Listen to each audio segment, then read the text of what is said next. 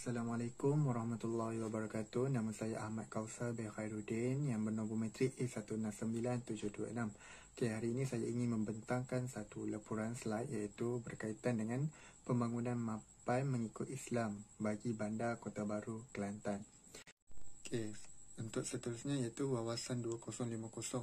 Pertama, persekitaran tempat kerja yang mendapat keberkatan dan rahmat Allah, persekitaran tempat kediaman yang aman, damai dan bertaraf dunia, tempat perniagaan patuh syariah, bertaraf antarabangsa dan takbir urus governance yang jelas dan memudahkan. Apa itu Kota Baru Bandaraya Islam ataupun singkatannya KBBRI, iaitu Kota Baru sebagai bandar yang bercirikan Islam. Takbir urus diterajui oleh kepimpinan ulama yang menerajui Kerajaan Negeri Kelantan. Seni bina yang terdapat dalam bandar berkonsepkan Islam. Majlis ilmu banyak diadakan di bandar. Persekitaran ekonomi yang berkembang maju serta persekitaran sosial yang patuh syariah. Kita dapat lihat peta daerah Kota Baru, di mana Kota Baru ni merupakan pusat bandar bagi negeri Kelantan. Seterusnya, pembangunan mapan dalam Islam terbahagi kepada 3 iaitu alam sekitar, ekonomi dan sosial. Manakala alam sekitar ni seperti hubungan dengan pencipta, bercucuk tanam, memelihara bumi, kesederhanaan, menjaga flora dan fauna serta tiada pembaziran. Manakala untuk ekonomi pula, hubungan dengan pencipta, tijarah, zakat, wakaf, tiada rasuah, derma, infak, tiada riba, kejujuran dan governance. Manakala untuk sosial, hubungan dengan pencipta, sedekah, anak yatim, membantu orang miskin, persaudaraan, menunaikan hajat, masjid dan madrasah, keadilan, kebebasan dan peraturan dan undang-undang. Untuk alam sekitar, menjaga flora dan fauna.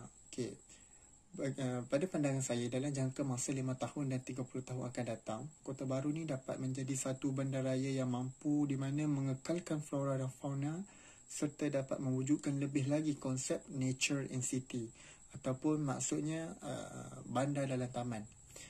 Kita dapat lihat gambar pertama iaitu gambar di mana terdapat banyak flora, di mana pokok-pokok yang kehijauan yang berada di bandar.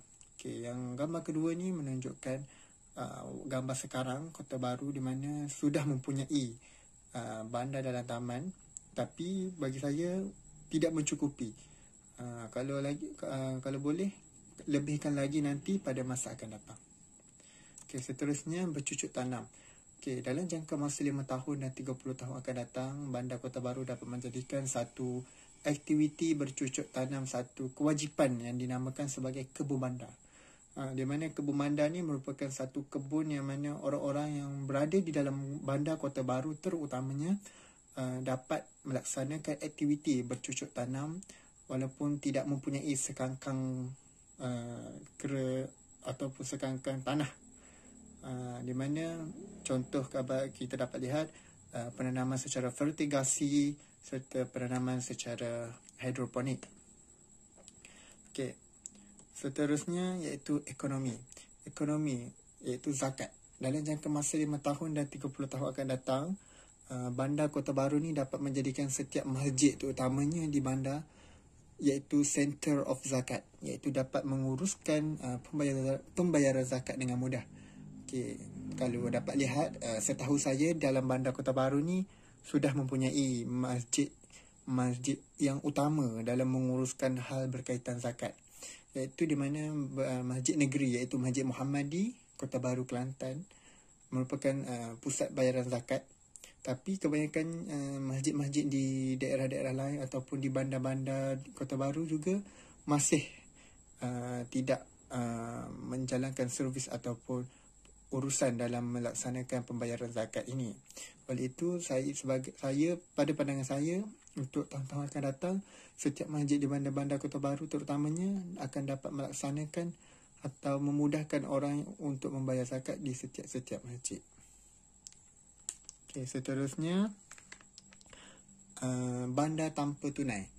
Dalam jangka masa 5 tahun dan 30 tahun akan datang, Bandar Kota Baru dapat dijadikan sebagai bandar cashless, yang mana setiap pembelian dan penjualan tanpa tunai, hanya menggunakan atas talian sahaja.